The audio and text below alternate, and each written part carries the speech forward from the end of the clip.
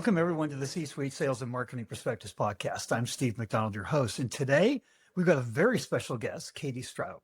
Now, Katie, what's interesting about your background, and you've been a chief marketing officer for a long time, you've got a very varied background. You were steeped very heavily in your career in marketing technology, and you focused a lot on not only alignment between sales and marketing, but revolutionizing the way that we talk about impact on revenue. As chief marketing officers, we've been told and hit over the head so many times, we've got to be very pipeline, very revenue focused, and rightfully, we have to be carefully minded of what is the outcome that we're trying to achieve here and how do we contribute to that. But we're going to dig into a lot of that. But one of the most interesting parts of our previous conversation is that you're seeing that sales and marketing is really becoming one motion, one team. And I love that because internal alignment is such a massive challenge. I ask questions at the beginning of every call that I have about what are your two greatest challenges for creating long-term sustainable growth. And I've done that over 125 times now with C-suite executives. Internal alignment is by far the number one challenge. So before we get in, though, and we start digging into all of this, I would love to just have you expand a little bit more on your background, if you don't mind. Absolutely. As you mentioned, I have quite a varied background from a industry perspective. I'm currently in professional services, and I've been in professional services for about 8 years now. Prior to that, I was in video games, insurance, construction, a lot of different points of view that I think have helped shape me to be a more well-rounded marketer and well-rounded executive. As a marketer, I always say we cut our teeth in a depth of a vertical, right? Some people start in communications, some people start in content or design. I was fortunate enough to cut my teeth in marketing technology. And so a lot of my work has always been very focused on outcomes, data, getting data foundations right, being able to serve the right message to the right person at the right time. I've been saying that since 2011. And as technology and the marketscape has started to advance towards that becoming a reality, I feel like I'm in a fortunate position where I've got a lot of the foundational knowledge and understanding of that to help drive that forward. My internal saying to my team is, I care less about what color the button is. I care whether or not people click on it. And at the end of the day, the outcome's what we're trying to drive towards. And so that is what we're keeping at the forefront of our mind every time we're making a decision about how we're supporting the business.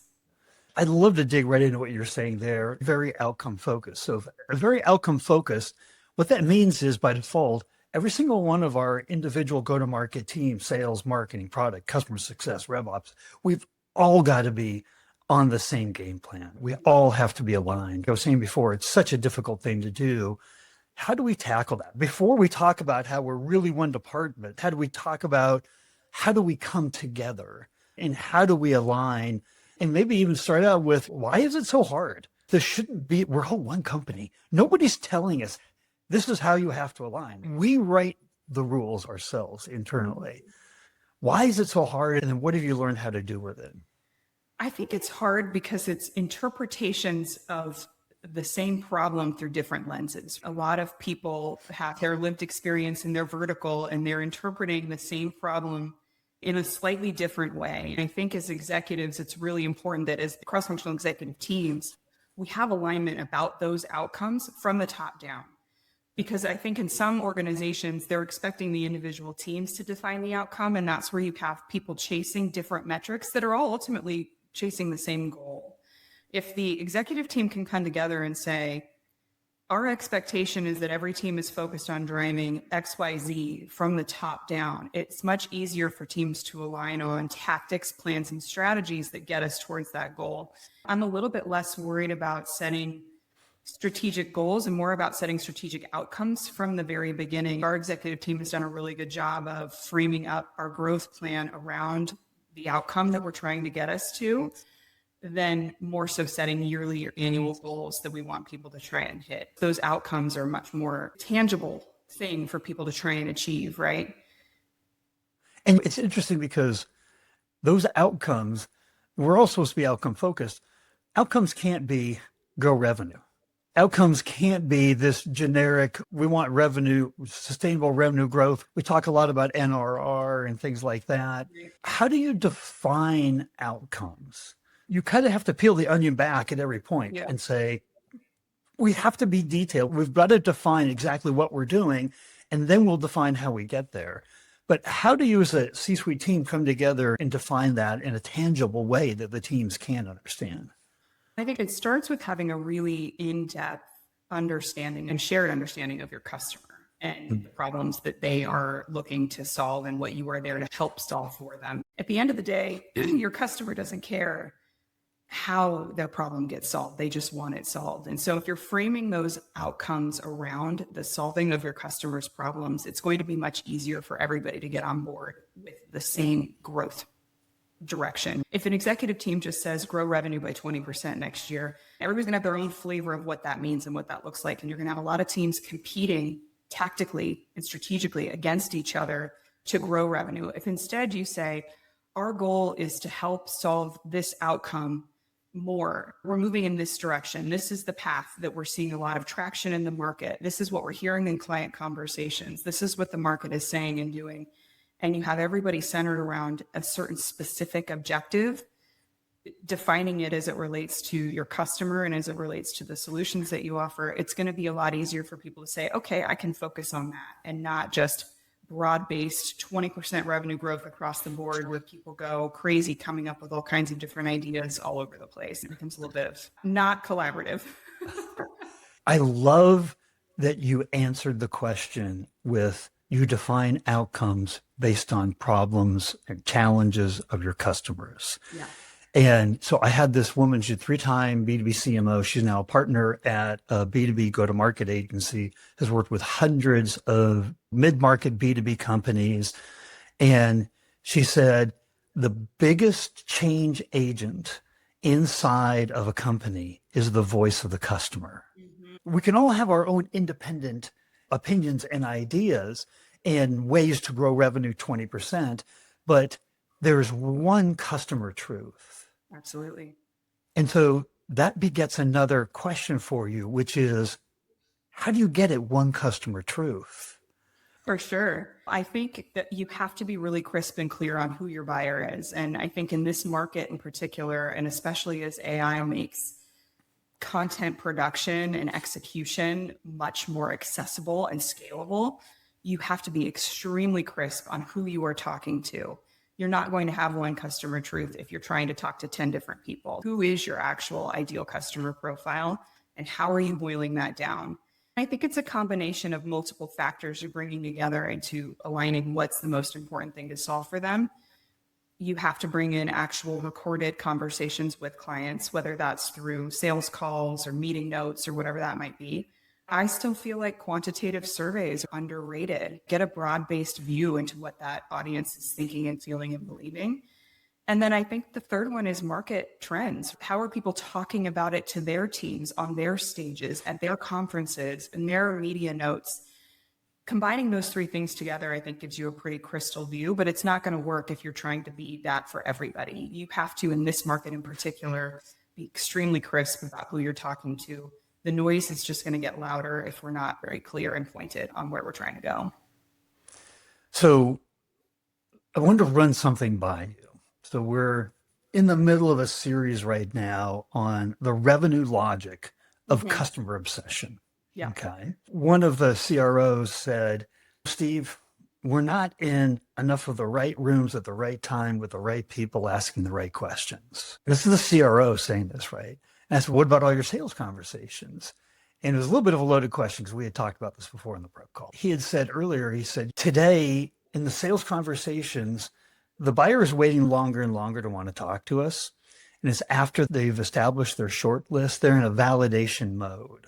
So all of that, those insights that we love to get around how they frame their problem, how they think about their problem, how they prioritize their problem, what kind of resources they think they even need against their problem, what kind of timelines do they associate with it, everything that makes it BANT qualified. But if we're not in those kind of conversations that happen earlier in the buyer's journey, he said, our conversations are harder to get, they're fewer and farther between, and they're shorter when they happen. So that's what's happening to those conversations in an environment where it's at the very tail end of the buyer journey, a validation process. How do we get more conversations. Most CMOs, when we start a new job, what do? We call up customers. Hey, it's not a sales conversation. I'm here to learn, right? I'm new. I'd love to learn. Or CAB meetings. We come out of CAB meetings. We're like, oh my goodness, that was so incredible, right? How do we get more of that? Yeah. Because to your point, this is the way that you define the very outcomes that your company is after. I mean, I think for us, it's a focus on relationships and it's playing the long game. So if you're focused on sales conversations, I think you're automatically focused on the wrong thing. It is a difficult job as marketers that we are always balancing long-term reputation and being top of mind with those more really specific conversion metrics that happen at that tail end of the journey that you mentioned. But they pay dividends when you focus on both of them together. If you focus on the long term, and we're focused very much on building relationships with clients and having them look to us as a trusted partner and having conversations towards solving those problems, it's very possible and real that your problem right now, we can't help you solve. And that's okay. We're happy to refer somebody else in that can help you. We're happy to just have the conversation and lend an ear.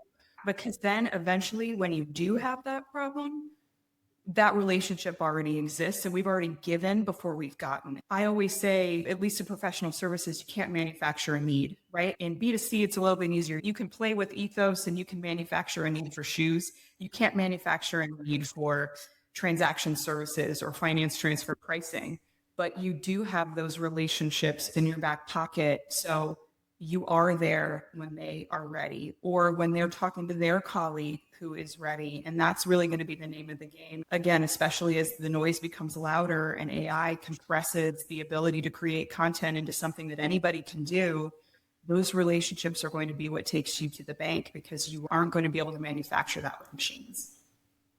So it's really interesting, everything you're saying, because we know 95% of the markets and not in the market to buy what we're selling. We know that. We know that ABM is all about creating relationships, which means relationships are new at some point and they need to get built. They need to get fostered. Trust needs to happen.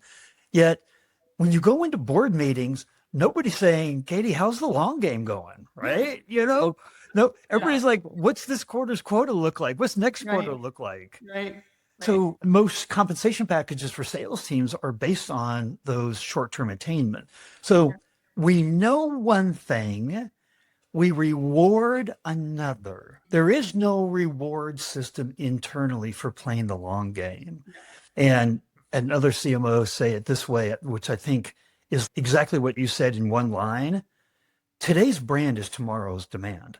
Our brands are trust marks. Our brands are a signifier of a relationship, some organization that you can trust on. So that probably is one of the biggest things that goes back to what you were talking about at the beginning is not being aligned.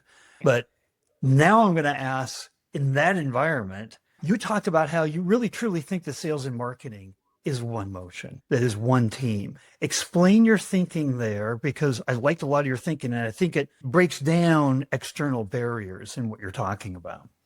Yeah, it really is one funnel that marketing has influence over and sales wants insight into end to end. They're not two separate things. And I'm really passionate as a revenue aligned marketer in helping to create relationships at scale. So I don't really like to think about it as brand marketing. I think of it as relationships at scale. And how can we as marketers help to ensure that our point of view is crisp and clear in the market, that we're helping with events and strategies that are going to get you in front of the right people, and that we're keeping top of mind with that 95% at scale with very clean, relevant, in-depth information, valuable information that is providing value back and helping protect the sales team's time for when that conversation is ready. It's a healthy blend of both. Obviously, sales is involved in that whole funnel, like I said, but I think there's a lot of opportunity for us as marketers to lean into how do we help the sales motion end to end instead of thinking of it as marketing owns this, handoff, sales owns that. If we're all working together, again, on those outcomes that we've defined, whether that's meetings, whether that's actual opportunities, whether that's revenue, all of those things being jointly owned by both teams is going to ensure that the activities happening on both sides are driving in the same direction. The vivid picture that I got as you were talking there was the opposite of how marketing and sales have worked, which is a baton pass. You Right. run a race. Oh, marketing creates the leads. Oh, sales, you take it. We go back to Right. creating leads. Now your job, right? Exactly. Yet we know sales is constantly like, we get so many requests from sales. Constantly, I need help on this and that, right? And what they're really saying is, I need you to stay connected longer. Exactly.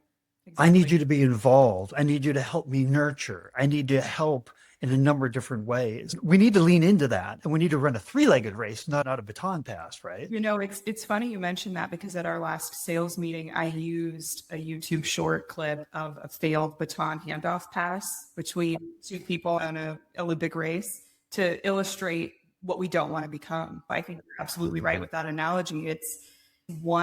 We're one team running together. It's not a handoff anymore. And I think more people that continue to think of it that way are going to get lapped by the people that are embracing it being wholly connected. If we're going to be one team, what are like the top two or three things that you try to do in order to foster that kind of a relationship? Goals are great. We got to be one team. We got to work together, but we've got to define actually how we get the job done. Right? Yeah. I think this is going to sound really basic, but it starts with trusted relationships internally. As marketers, I think we need to put on our listening ears. We want to listen to the customer. We also have to listen to our partners. I don't ever want to feel like I don't know exactly what my business stakeholders are trying to achieve. I not only know that, I believe in it, and I'm right alongside with them on trying to achieve it. And I think too often, sometimes marketing leadership wants to define their own flavor of what that success looks like, and they'll present metrics that paint the story that they want to tell. At the end of the day, if it's not helping the business achieve what they're out to achieve, it doesn't help me and it doesn't help the business grow. I've spent a lot of time in my role at Highspring really sitting down with my business partners and having a super trusted relationship where I know exactly what they are trying to achieve and they trust me to be along shotgun with them on that. So one of the things, I love the relationship focus, and actually that question I asked on what are your top two challenges for creating long-term sustainable growth? Number one was internal alignment. Number two was lack of deep understanding of the customer, which is that change agent that defines the outcomes. Number three was lack of trust externally and internally. Yep. And I love that you brought up that you have to create and foster those relationships internally. What you went on to say there was that we have to be aligned on the same outcomes. If we're aligned on the same outcomes, doesn't that mean that we need to be aligned on some of the same KPIs? Marketing has very traditionally had our own unique set of KPIs. Doesn't that mean that we need to share responsibility on how we're being measured against the same outcomes? Absolutely. Absolutely. And I've started providing reports to my executive team that report on marketing influence to sales metrics. It takes trust to be able to present it that way because I'm not coming after sales credit. Initially, there's always that little bit of rub of making sure I just want to show you that I understand what you were trying to do and that I am helping to connect to that directly. I don't present any traditional, I would say, marketing KPIs to my team at all. I'm not talking about website visits. I'm not talking about bounce rates. I'm not talking about email send volumes and open rates. I don't present any of that. I actually call those vanity metrics because while they might make me look good, and I expect my teams to know them, so don't get me wrong, it's an important thing for the marketing team to understand and translate. But if it isn't coming out into those outcomes that we've agreed, it really doesn't matter. The only time I do present them back is if it's in an insightful way that helps articulate a change in direction that we are making. So we saw this change in this metric and we believe it means this, and this is the action we are taking as according to it to help drive the outcome that we've all achieved together.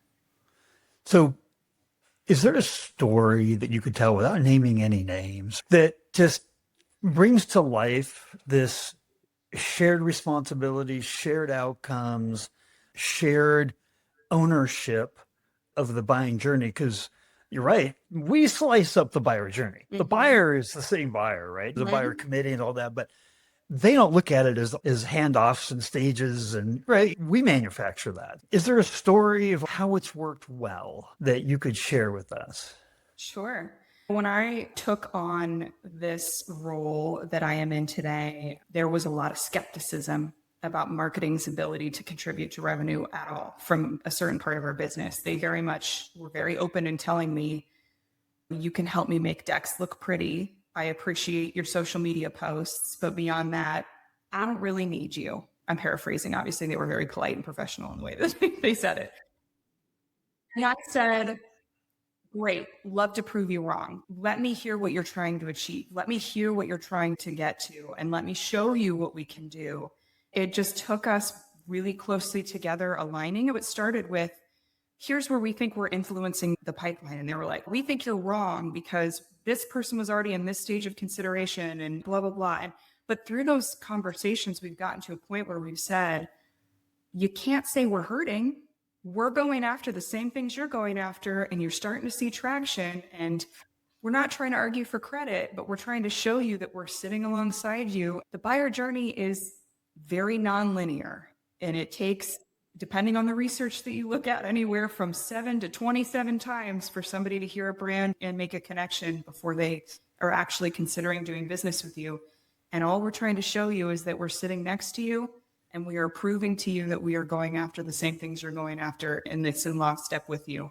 We're at a point now where they're inviting us to their go-to-market meetings. We have a seat at the table for strategy conversations. They're looking to us to help them shape their narrative when they're going after analyst conversations, when they're doing strategic presentations. And I think that work, while it started as baby steps, has really accelerated to the point where we're now seen as a commercial partner and not just a marketing cost center that sits alongside. Oh my gosh. I can't tell you how many CMOs I've talked to that feel like they don't have a seat at the table. They are looked upon as one of the biggest cost centers in the business. They feel like they have imposter syndrome, right? Because they're looked upon as, you're as good as your last lead, right? It's like a comedian that like, okay, my last joke was a good one. Right. I got to keep it going.